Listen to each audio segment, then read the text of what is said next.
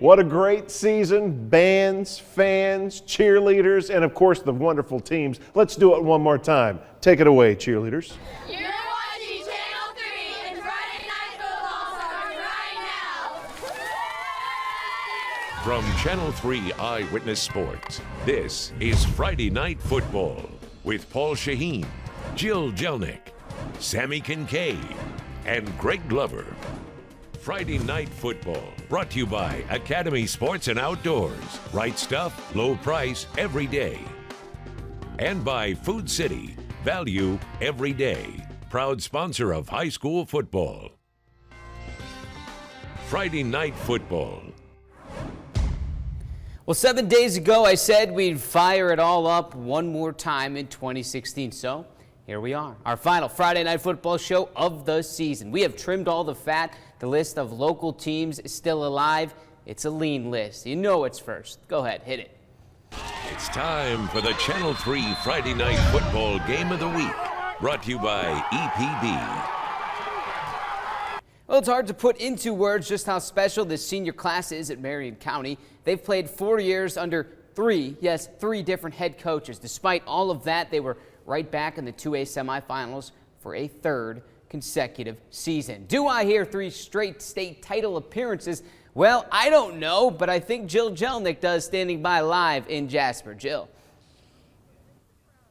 Paul, all season long, Marion County has been telling us their motivation this year is chasing 5 points. The 5 points they lost by in last year's state final game. So with 16 seniors returning, they knew that this would be the year to get back to that state final game. And so entering tonight's game against Austin East, it was obvious from the start nothing or anyone or anything was going to get in the way of this Warriors team. Marion County came out with a bang against Austin East Friday night, hoping to get to the state final game for the 3rd year in a row. The Warriors scored on their first 3 possessions, starting with Mr. Football finalist Hunter McLean's rushing touchdown from 5 yards out. Shortly after, sophomore quarterback Isaiah Sampson finds Kane Hale in the end zone, who out-jumps 2 defenders to come down with the Warriors score. Then, just before the end of the first, junior running back Jacob Sailors punches one in to make it 20-0 Marion County. Struggling to catch up, Roadrunners quarterback Darius Harper throws one deep, but it's picked off by Hale, who takes it back to the 50-yard line. Warriors then capitalize on the turnover. McLean rushes in his 2nd touchdown of the night to make it 27-0. Sampson would push one across on his own to make it 35-0 at the half. Austin East would then come up with a rally in the 4th, but the Warriors were too far out in front. Marion County wins it 35-21 to advance to their 3rd straight state final. It's an unbelievable feeling, really, especially as a first-year head coach. And, it's true community win. They're all here. They all show up. They always do. But it means a lot to me, but it means a lot to that they believed in me to lead this program. And anytime that happens, the kids have to buy into what you're selling, too. So it was it's sweet, to say the least.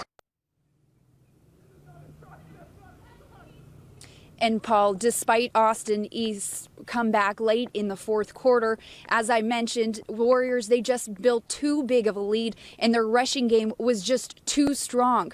2 players, Jacob Sailors and Mr. Football finalist Hunter McLean, had close to 100 rushing yards each, and in total, the Warriors ended up with 245 yards. It just shows you how dominant they are on the ground, and despite that 4th quarter surge, they were able to hold them up in the end and grab that win.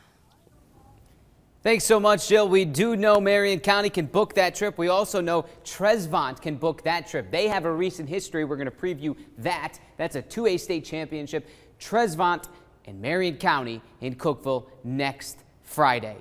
Meanwhile, the only team to beat Marion County this year, it was South Pittsburg. They were hosting another semifinal 7 miles away. The Pirates had Greenback in town.